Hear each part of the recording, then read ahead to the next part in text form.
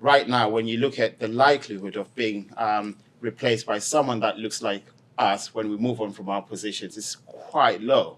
And what is it that we've got to do to change this? What is our role in this?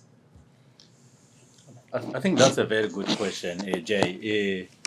It brings us to what we need to do around our workforce planning and workforce development and workforce future. And where do we need to engage to ensure that we reach out to all those communities that we can recruit to? I mean, I was talking to a colleague of mine. Wellington is here. He had to go outside the country doing international recruitment.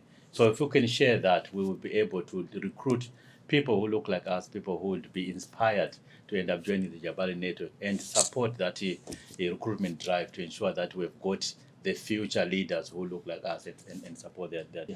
Yes, absolutely agree with you. I think there needs to be a shift and the development of cultural competence across the NHS in leadership. Also, begin to move away from those systemic notions and associating people from Black and minority communities with excellence within the NHS. I think that will be fundamental in moving the needle.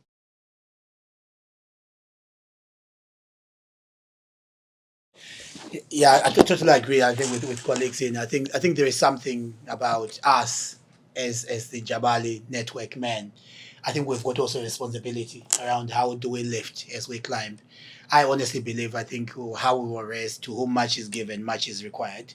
So a lot has already been done for us. A lot has been said. We are here standing on other people's shoulders. Yeah. How do we make sure that, for me, we go to schools, we start speaking to the young black child. We go to churches, temples, and all those places. We start talking about what it is like to work in NHS. How do we really make sure that actually NHS belongs to all of us? And for all those thousands, we've got now over 80,000 international educated nurses who have come into this country. We have chosen NHS as a place to work. Those are future leaders. How do we also make sure that our mentoring program, which we do in Jabali Network, our sponsorship program, which we do in Jabali Network, actually start really identifying those leaders for the future? And I think that's really, for me, I think actually we are the future of NHS. Jabali is at the center of what that NHS is going to look like as we go forward. I honestly see in 10, 20 years' time, the chief nursing officer for this UK should be from Jabali Network. I love Ruth. Ruth is amazing. But actually, whoever then takes over after Ruth should be coming from the Jabali network.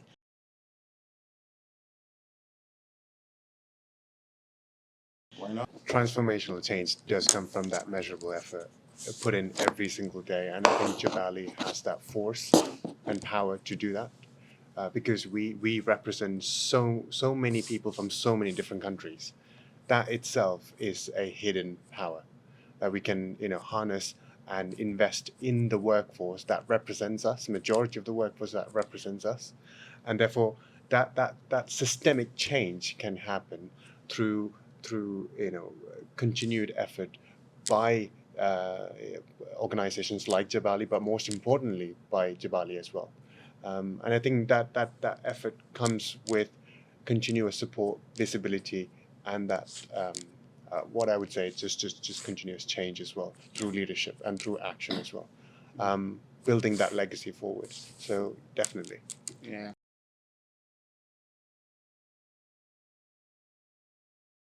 So some really, really interesting points there, poignant points. We've all talked about empowerment.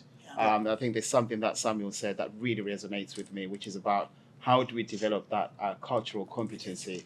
So whilst we're empowering our brothers and sisters that look like us, there's something about we coexist with people that don't look like us. Yeah. How do we develop them and educate them to be a part of this social movement? Because that transformation is more than just about empowering people. It's also about enabling others to understand how they coexist with us. Yeah. And then true talent then emerges from that, because diversity is so important. But an inclusive approach to that is probably the best recipe, isn't it? No, definitely. And I think you would find now in that every organization is talking about things like anti-racism and all that part and pushing through that. But I think for us to be able to get into that future, the next 75 of years of NHS, I think it's really moving away from that political correctness.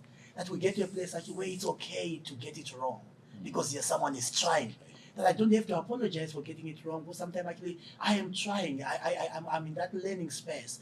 But we've been caught up over the last 75 years about political correctness. You can't say that, you don't do that.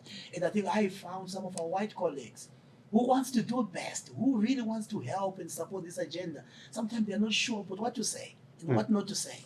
And I think how would we really make sure that actually as we move into the next 75 years, NHS belongs to all of us, and people are free to be able to be themselves and they are supported in that journey. And if they make a mistake, why are they? Jabali is there to help them learn. Absolutely. That's why Jabali is there. Yeah. Jabali is not just about black men. Jabali is for everybody. Yeah. It's to influence everybody. That's why we're here. I think it kind of goes back to why the NHS was set up in the first place by Aaron and Bevan. When it was set up, it was for the community, it was for the people, it was to support that service. The uniqueness of NHS compared to any other health system across the world is that ability to be able to help and support a lot of people in the community. And I think what Jabali does is opening up that conversation. How do we include diversity? How do we include inclusivity? How do we push that barriers, any barrier, whatever it is, across the chain of commands and embrace that community? You know, opening all the doors so that the people out there believes in the NHS, that the NHS is for them.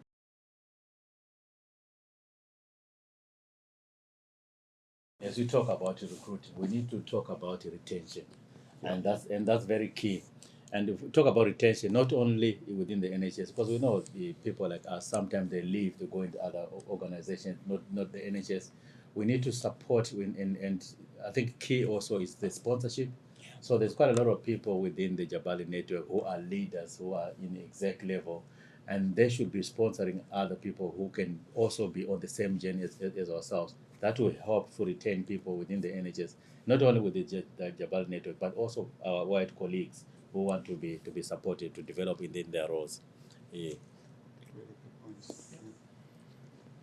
Okay, so maybe what we really ought to do is, having heard all of that, is take a moment just to really celebrate and recognize what we have achieved so far. If you take the words of the public that we interact with all the time, they are always curious about who is this Jabali that Ruth May, the Chief Nursing Officer for England, is always talking about. She is our patron, she is absolutely sponsoring us. Yeah. What we now need to do is make sure that we rise up to that challenge and that expectation that has been set out, not because Ruth May is saying it, but because we have convinced Ruth May that actually we are the people that are going to drive this change. As our brother says there, we've got to celebrate and absolutely inspire the next generation. So 3 cheers for Jabali. Yes, Jabali. Jabali.